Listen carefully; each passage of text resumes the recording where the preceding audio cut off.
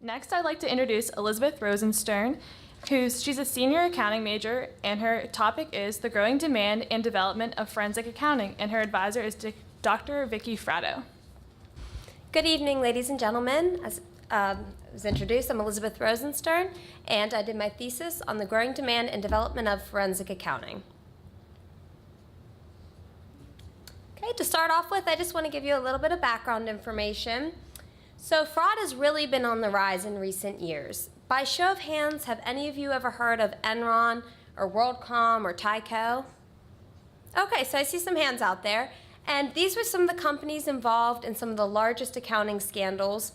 And these came about in the early 2000s. So these really brought some light to the problem that we're facing with fraud. And as of right now, fraud accounts for more than $3.5 trillion a year in the global economy. And as of right now, also, white-collar crimes are more prevalent than violent crimes in the United States.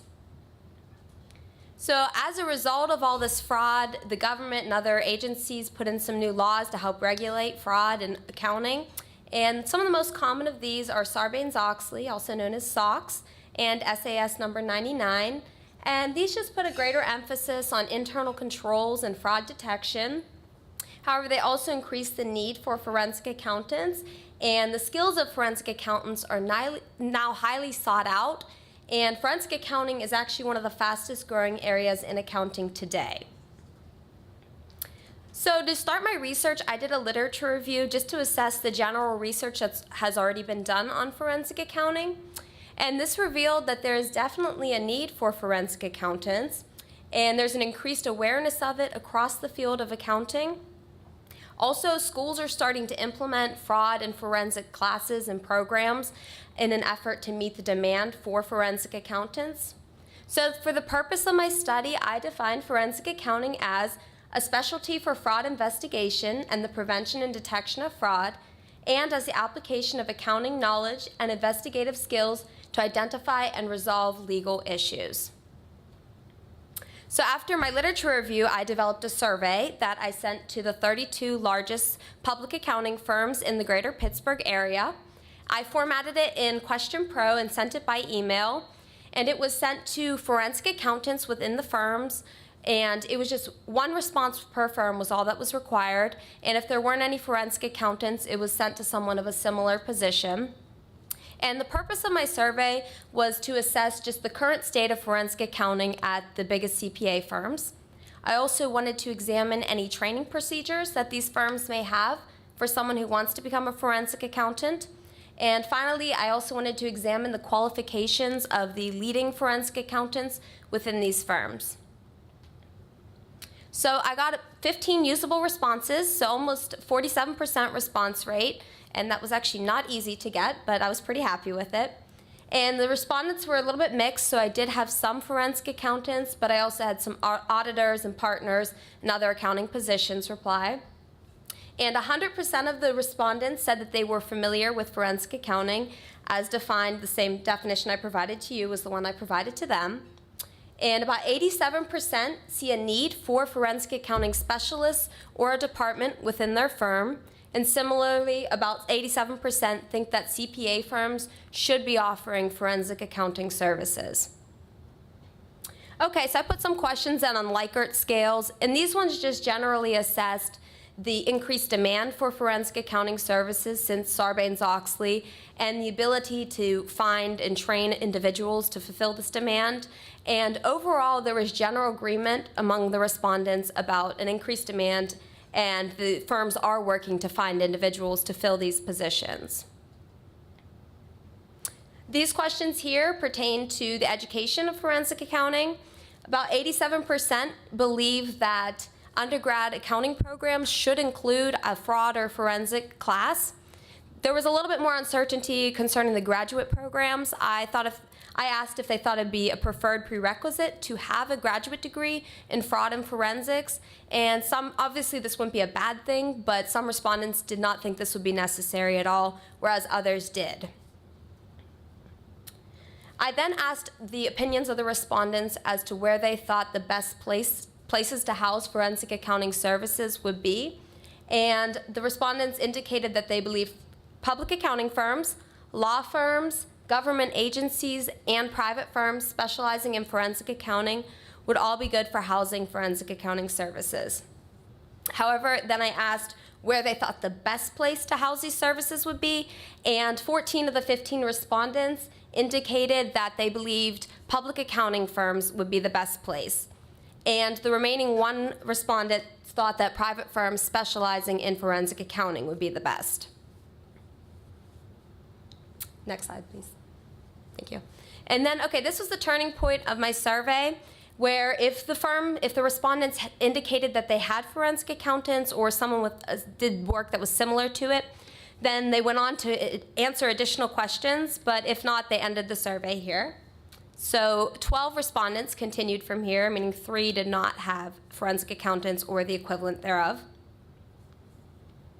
So I went to ask the educational backgrounds of the forensic accountants within the firms, and the survey indicated that about 75% just have undergraduate degrees, while the remaining 25% also have master's degrees. For certifications, by far the most common certifications held by the forensic accountants within the firms were CPA, which is Certified Public Accountant, and CFE, which is Certified Fraud Examiner. There were also 4 CFFs, which is a Certified in Financial Forensics, and 1 CIA, which is a Certified Internal Auditor. And for the professional backgrounds of the forensic accountants within the firms, 100% indicated that the backgrounds were in public accounting. And as for years of experience, about 75% of the forensic accountants within the firms had at least 4 years of working experience before they began working as forensic accountants. I then asked if the firms had anybody there who had completed college coursework pertaining to fraud or forensics, and about 67% indicated that they did have individuals who completed this sort of education. Now, this included people who had just completed some classes on fraud or forensics, but there were also some people who had undergraduate or even graduate degrees in fraud and forensics. And Carlow University was actually specifically mentioned multiple times as a place where people obtained degrees in fraud and forensics. I then asked about any job training programs that these firms had pertaining to forensic accounting for one of their workers who would want to become one. And only 33% indicated that they did have a job training program. For the most part, these firms train on the job for someone who wants to be a forensic accountant. However, the CFE credential, which was the Certified Fraud Examiner, was highly recommended for people who want to become a forensic accountant. Also, the Fraud Examiner's Manual and the CPA Associates International have a lot of material that they provide for people who would want to become a forensic accountant. And finally, I asked about the qualifications or in the background of the leading forensic accountants within each of these firms.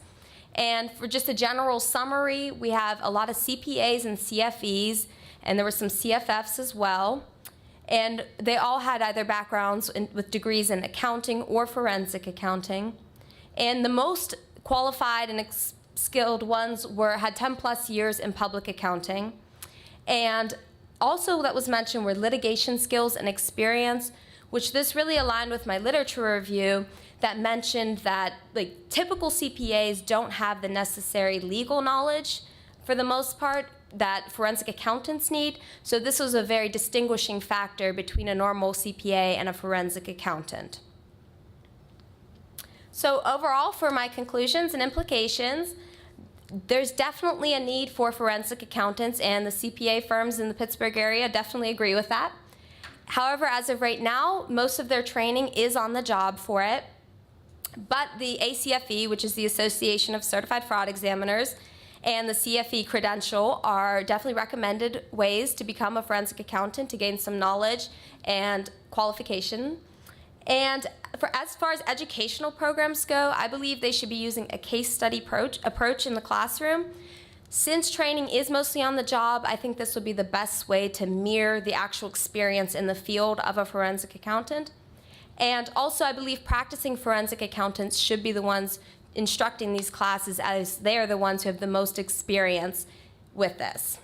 And as just for future research recommendations, if I were to continue this study, I'd want to do a survey to individual forensic accountants rather than to the firms, just to see what they did to gain the knowledge and experience that they needed for their jobs and what recommendations they would have for education and training for forensic accounting.